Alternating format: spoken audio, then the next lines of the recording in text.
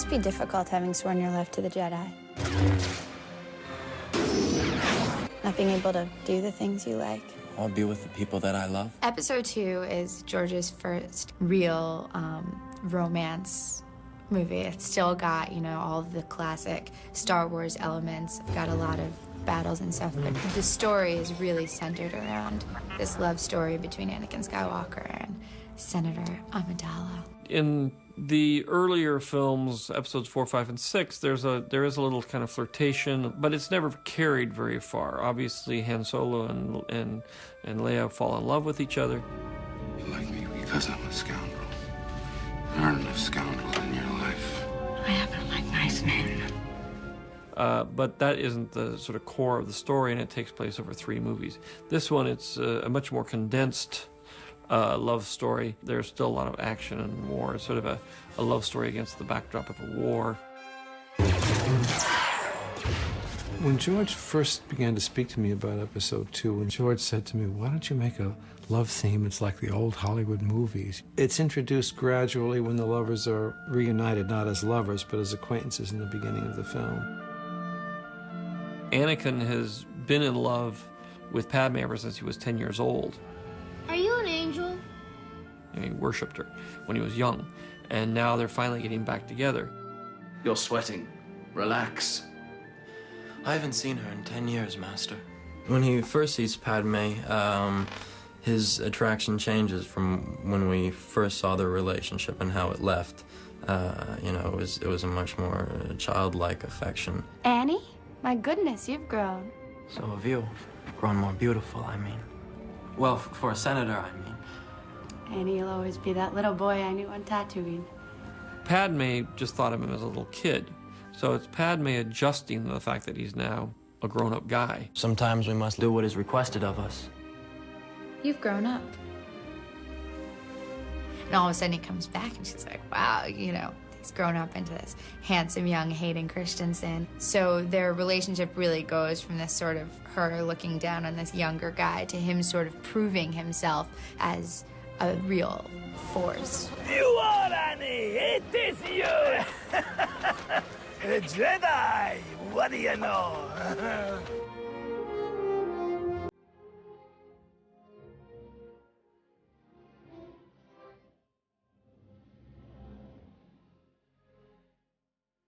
Actually, the undercurrent of the whole love theme is very touching, very sweet, and it's more like courtly love. You're making fun of me. No, I'd be much too frightened to tease a senator. We have a much more romantic story, so that Padme's costumes are obviously more sultry in nature. As George sort of progressed with the script, he sort of realised more that he wanted to show a softer, sort of friendlier side to Padme, where she could be looking sexy and gorgeous and young in skimpy clothes. I think the biggest difference is showing a bit more skin in this one. This is my sexed up version, I guess, of the Queen. I got over the hump of 18, so I'm allowed to show tummy now, I guess. There's romance for, you know, the kids who love romance stories, and young girls. Young girls will be in love with Hayden, and, you know, the guys are going to be excited because Anakin's character is exciting, Obi-Wan's character is exciting. Escort the senator back to Naboo. She'll be safer there. They have to travel together a lot because he's protecting her because someone's trying to assassinate her. Don't do anything without first consulting either myself or the Council. Yes, Master. He's constantly telling the Jedi Order that Anakin's not ready to be sent off on an assignment on his own. He says that his abilities have made him arrogant. Excuse me. I'm in charge of security here, milady. That's not a good thing to be, and it's dangerous. And then they don't listen to him.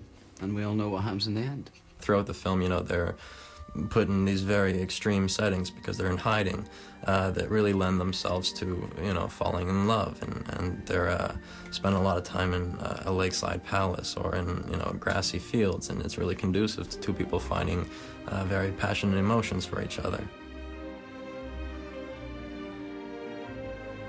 So then they sort of have these encounters where they discuss their ideas and they discuss their, you know, lives, and he's trying to show off to her all the time, you know. probably in ways that he's not allowed to, you know, using sort of his Jedi tricks. Padme is a very strong-willed person. You know, he's not so much attracted to the power that she holds in her political arenas, but rather the power and strength that she holds within herself.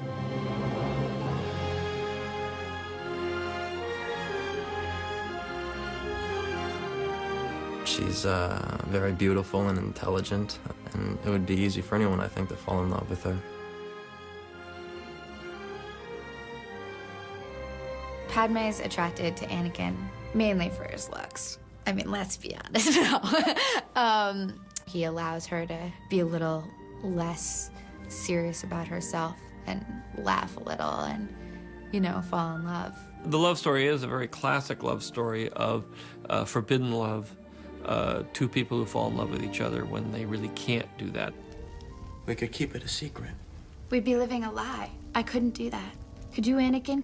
It's a star-crossed set of lovers, really, where the lovers are separated by class or by family, as they are in Romeo and Juliet, or by rank, as they are in Episode 2. Be mindful of your thoughts, Anakin. They betray you. You've made a commitment to the Jedi Order, a commitment not easily broken. He understands that as a Jedi, he's not allowed to fall in love, even though he feels so passionately for Padme, and it's this sort of, these conflicting emotions.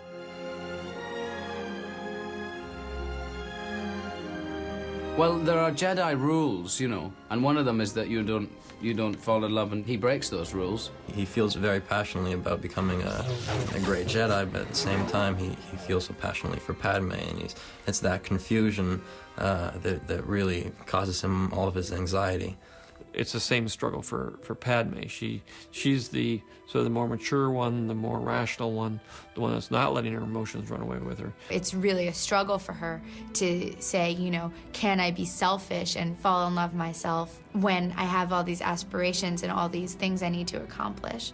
So it's the struggle to sort of maintain some sanity in the overwhelming wave of chaos brought about by love. He's holding me back! We have a sense with Anakin that there's a dark side to him, and his dark side already clouds the relationship. He does have an edge. He's got a sort of a James Dean, sullen edge to him. She sees this sort of darkness to him, but obviously that's always intriguing. Girls always like the bad boys. The anger is a product of his confusion.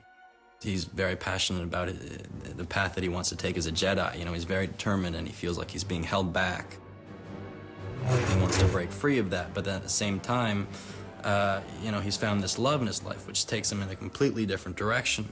The idealistic, sunny aspect, hopeful aspect of what we feel is balanced by the sense that experience gives us, that these relationships never quite work out the way we idealize them, and something will happen to tilt it. If evil can love, then what is evil? If, you know, love is what makes you human, and then is someone who is evil human still? I mean, it just makes all the questions involving the film a lot more complex. You know, they fall in love, and the struggle is whether they should allow this to happen to their lives, even though they know it's going to be very destructive.